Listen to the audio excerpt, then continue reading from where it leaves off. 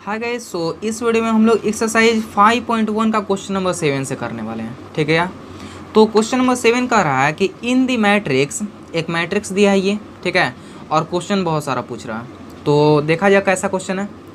Number of row is, पहला question है number of row is, ठीक है। तो ये तो यार खुद के माइंड से भी बता सकते हैं, इसके लिए तो लिखने का जरूरत है नहीं।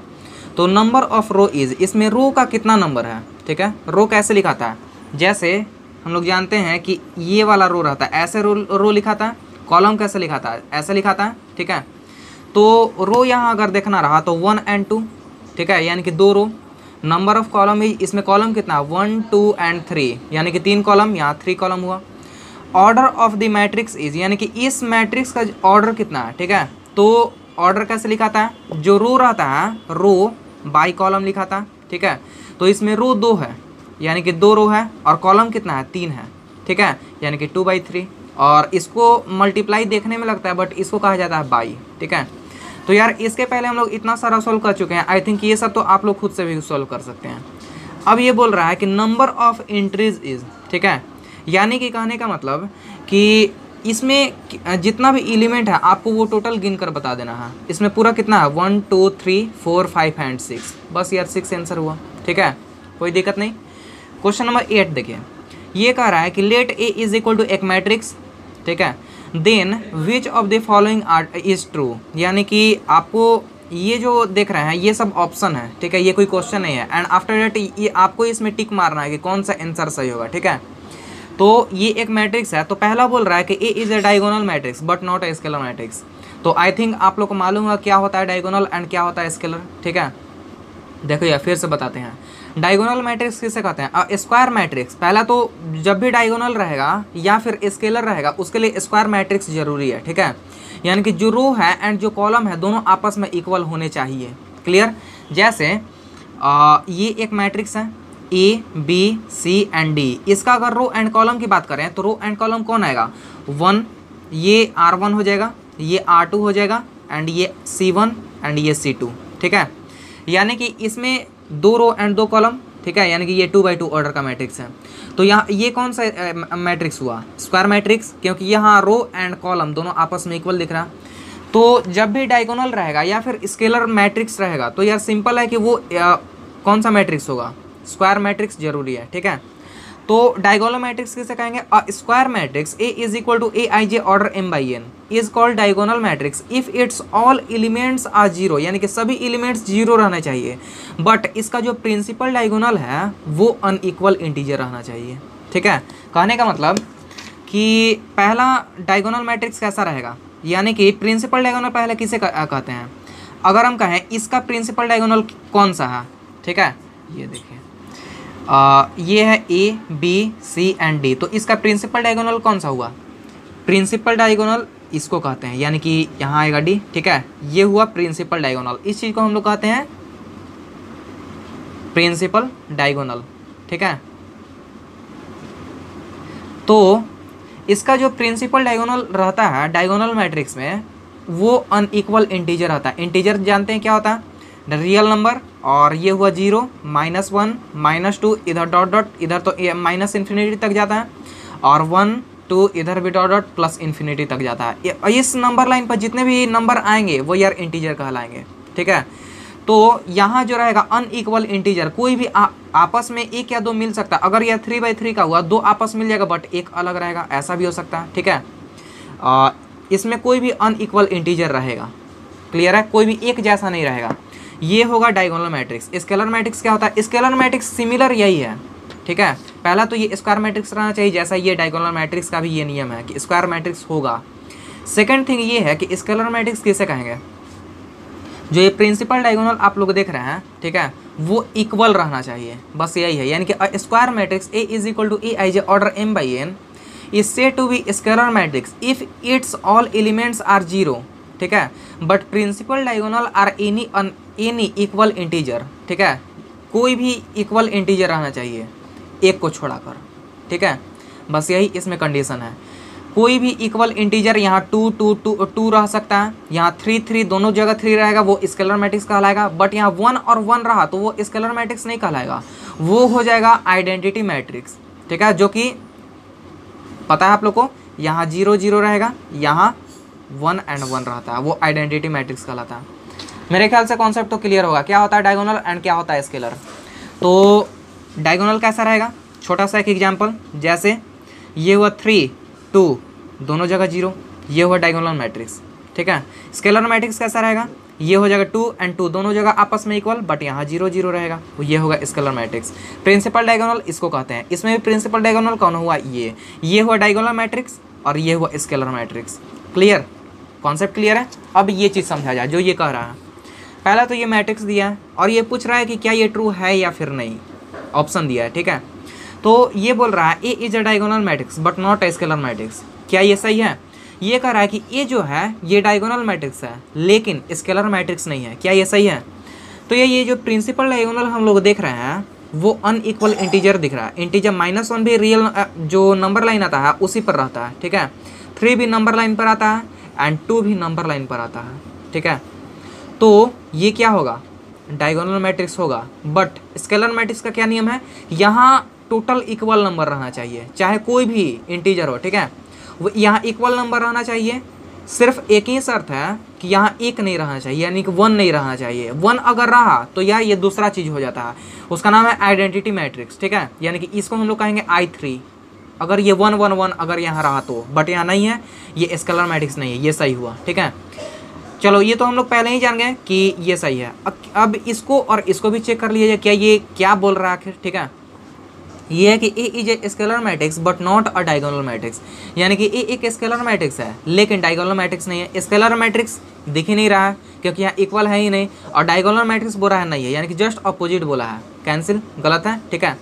नंबर 3 ये बोल रहा है कि A is a diagonal matrix as well as scalar matrix, यानी कि ये कह रहा है कि ए एक डायगोनल मैट्रिक्स है और स्केलर मैट्रिक्स भी है, हो ही नहीं सकता, ठीक है। डायगोनल मैट्रिक्स हम लोग जानते हैं ये क्या है, अनइक्वल इंटीजर है, ठीक है।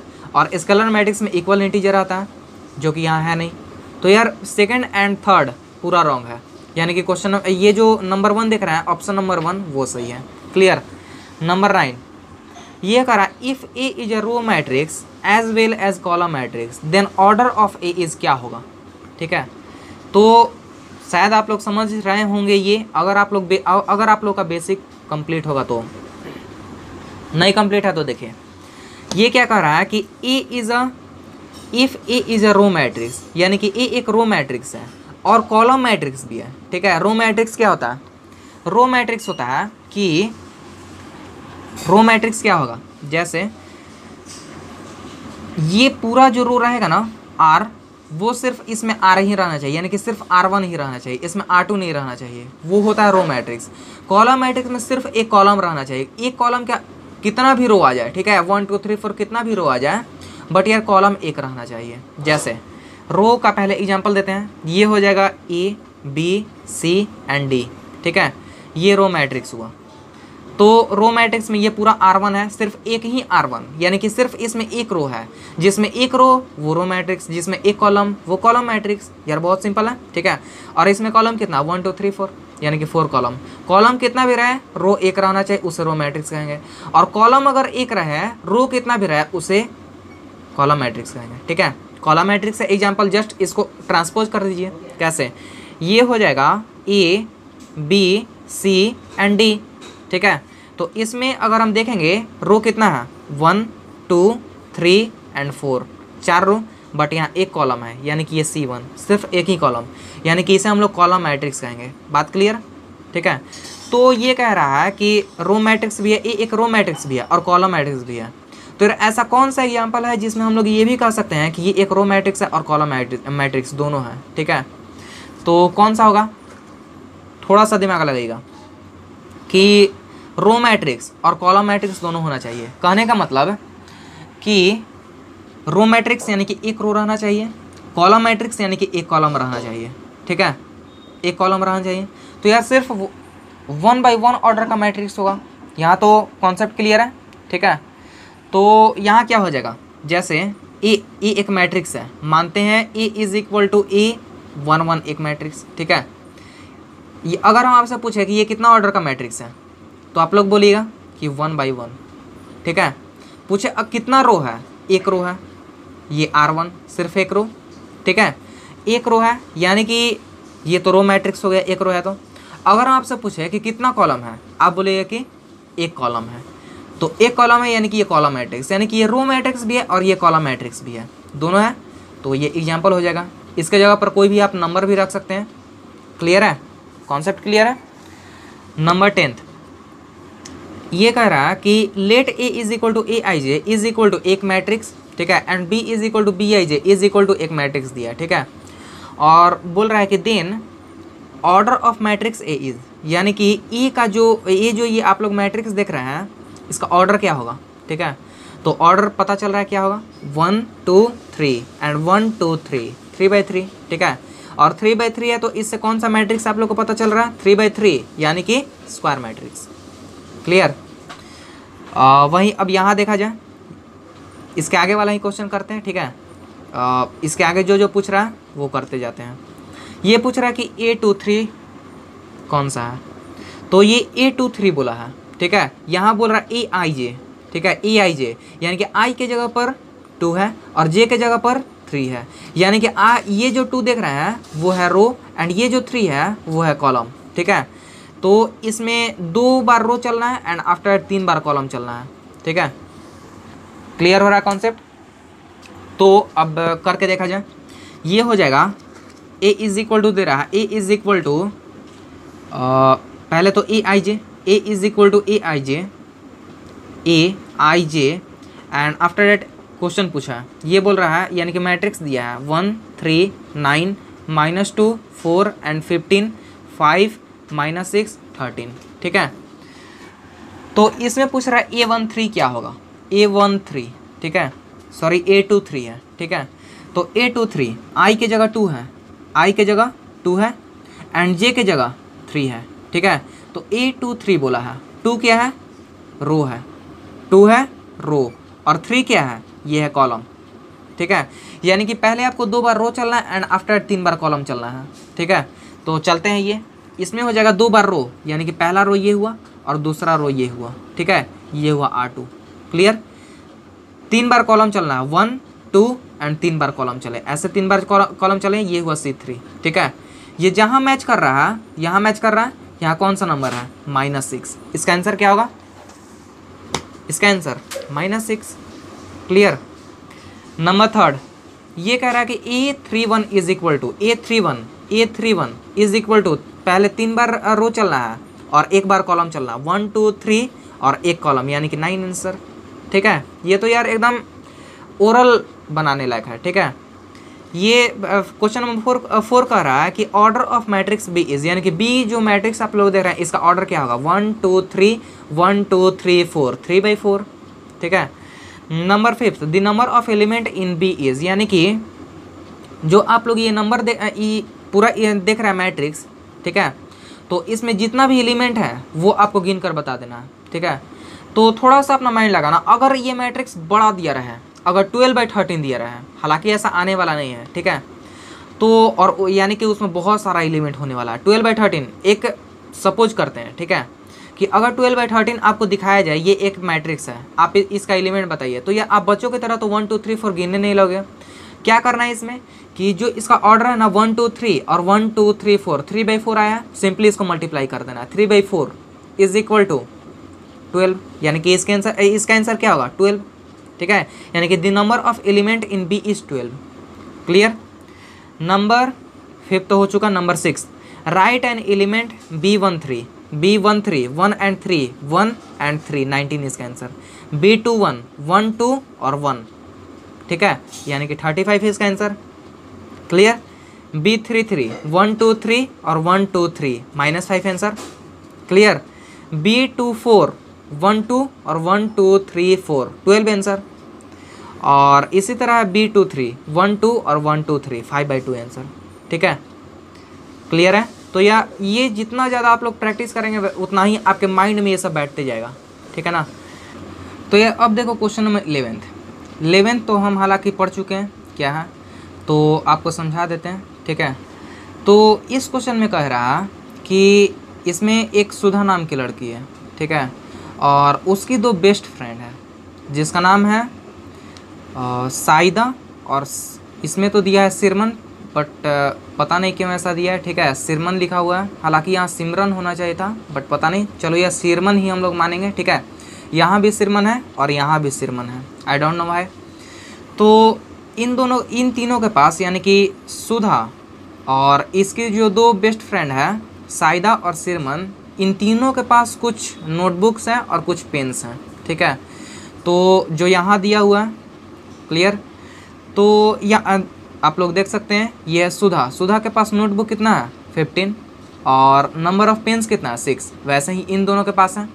तो आपको बोल रहा है कि रिप्रेजेंट करना है, आपको दिखाना है जो ये एवव इन्फॉर्मेशन, यानी कि इसके जो ऊपर इन्फॉर्मेशन दिया गया है 3/2 ऑर्डर का मैट्रिक्स फॉर्म करना है, क्लियर है। और what does the entry in second row and first column represent, यानी कि जो दूसरा रो है और पहला कॉलम है, ठीक है, दूसरा रो है और पहला कॉलम है, उसमें क्या चीज़ आखिर रिप्रेजेंट हो रहा है, ये आपको बताना, क्लियर। तो पहले तो ये चीज़ समझ चुके हैं, अब करते हैं।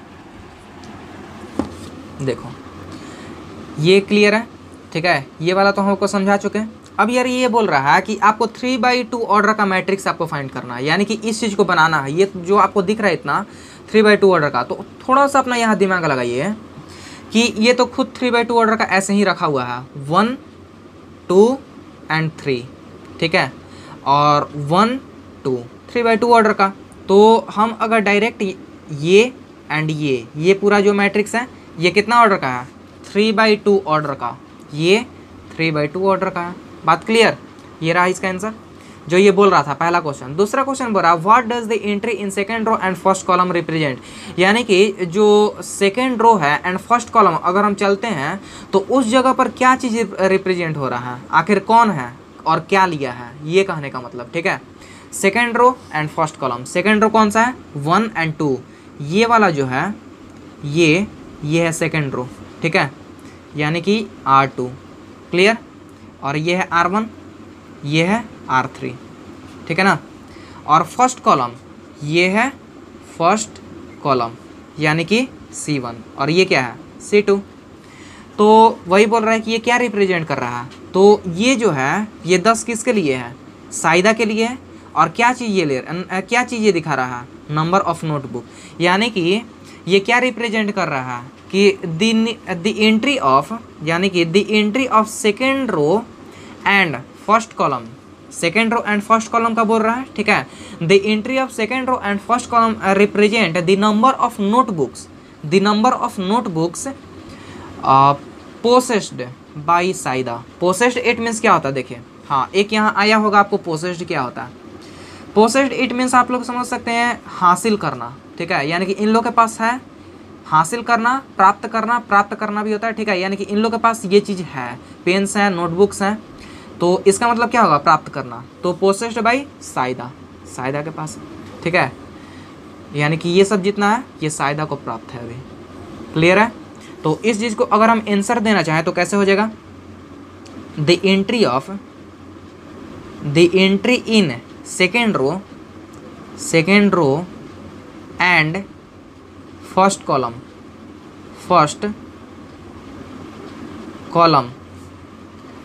रिप्रेजेंट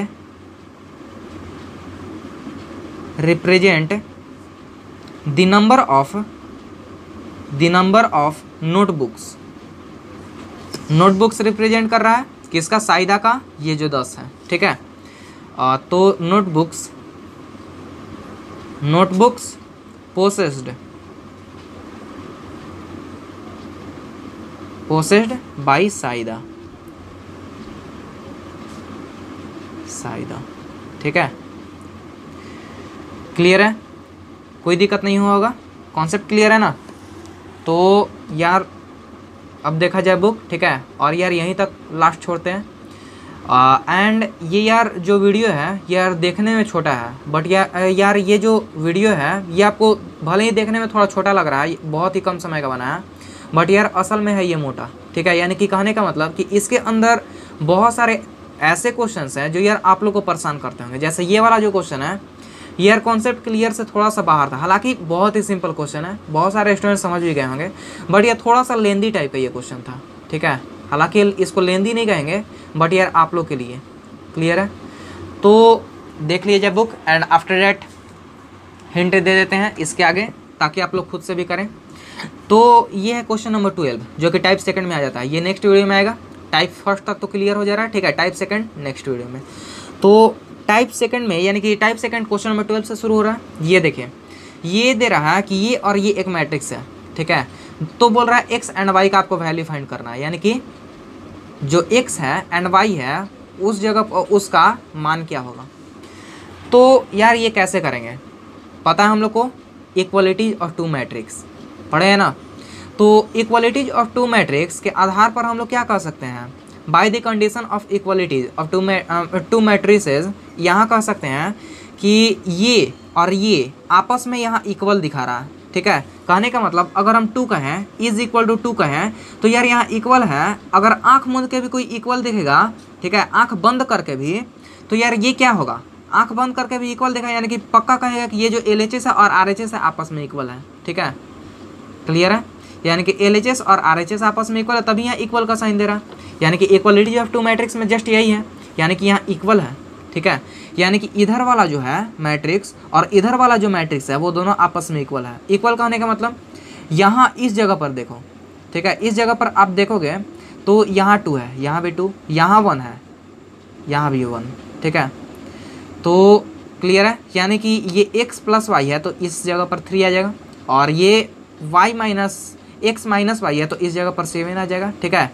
तो यानी कि कहने का मतलब x plus y is equal to 7 और x minus y is equal to x plus y is equal to 3 and x minus y is equal to 7। After that इसको सोल्व कर लीजिएगा। क्लास 10 में तो ये सब आप लोग पढ़े हैं, लीनियर इक्वलिटीज पढ़े होंगे, ठीक है, उसमें यार सब जानते हैं आप लोग, वही ये है, ठीक है। थोड़ा सा ये टिपिकल हो जाता है। इसमें यार दे रहा है कि coordinate of P and Q be x and y and x1 y1 represent then PQ। इसको यार समझाना पड़ेगा आप लोग को लिखकर, ठीक है। तो यार यहीं तक रहने देते हैं, इसके आगे भी आप लोग कोशिश करना बनाने को, ठीक है। तो मेरे ख्याल से पूरा समझ में आया होगा, ठीक है ना। यहीं तक रहने देते यार, बाय।